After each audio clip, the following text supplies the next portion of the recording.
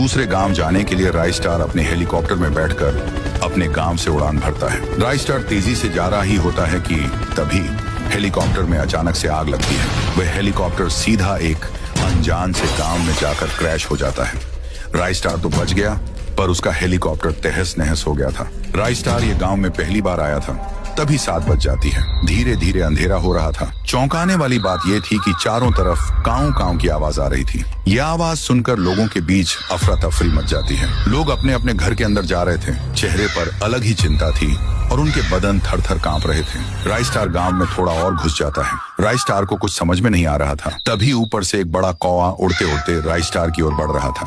वह कौवा राइस्टार पर हमला करने ही वाला था कि पीछे से किसी ने गोली मारी और वह कौवा वहीं मर गया। पीछे लाल शर्ट पहन एक आदमी आकर राइस्टार को हाँपते हुए कहता है, ओ साहब जी, तुम इधर क्या कोरता है? 7 बज गया, तुम यहाँ के नोही लगते हो। चलो जल्दी मेरे घर पे, वरना वो आ जाएंगे। राइस्टार उस आदमी की बात मानकर उसके घर में चला जाता है। अरे भाई, मुझे कोई बताएगा कि इस गांव में क्या हो रहा है? ये चारों तरफ से काऊ काऊ की आवाज क्यों आ रही है? और वो कौवा तो मेरे मुंह में ही घुसने वाला था। अच्छा हुआ तुमने उसे गोली मारी। अरे साहब जी, मैं तुम्हें क्या बताऊं, और 7 बोझे इस गांव में कौवों को हमला होता है, इसलिए सभी लोग अपने घोर में चले जाता है। जो भी घोर में नहीं जाता है, वो कौवा उसके डायरेक्ट मुंह में घुसकर उसे कुत्ते की मौत मार देता है। और भी कौवे पैदा हो जाता है।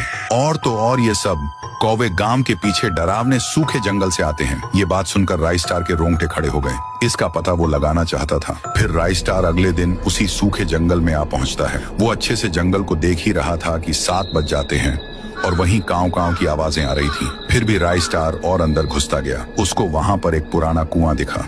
काऊ काऊ की आवाज उसी में से आ रही थी। राइस्टार ने जैसे ही कुएं के अंदर झांका तो उसमें से कौवे निकलने लगे। राइस्टार ने डायरेक्ट अंदर उड़ी मारी। वह नीचे तेजी से गिरता गया और वो कुएं के पूरे नीचे आ जाता है। पर वहां पर एक काले कपड़ों में एक चुड़ैल थी। चुड़ैल पलटकर राइस्टार को गुस्से से देखती है। मुझे पता है तू ही उस गाँव में कौवे भेज रही है और लोगों को मरवा रही है। तू बता जल्दी, ऐसा क्यों कर रही है? तू कौन होता है मुझसे पूछने वाला? अब तू नहीं बचेगा। तू अगर मुझे बताएगी तो मैं तेरी कुछ मदद कर सकता हूँ। बता। इतना कहते ही वो चुड़ैल रो के कहने लगती है, ये बात है 5 साल पहले की। तब मैं सारे गांव की महारानी थी और इस गांव में रहा करती थी। तभी एक दिन मेरे दरबार में मेरा मंत्री आया और कहने लगा, महारानी जी, आपके सल्तनत में एक ऐसा कुआं है जहाँ पर पानी की जगह सोना बहता है। अगर हम उस सोने को निकाल लेंगे तो हमारी सल्तनत में कोई भूखा नहीं सोएगा। उसके बाद क्या था, उस मंत्री ने मुझे एक जंगल में इसी कुएं के पास लेकर आया। उसके बाद मैंने इस कुएं में सोने की आस में झांकने लगी। तभी उस मंत्री ने मुझे पीछे से धक्का दे दिया और सीधा मैं उसके अंदर गिर के मर गई। उसने मुझे पागल बना के मेरी जान ले ली और खुद वहां का राजा बन गया।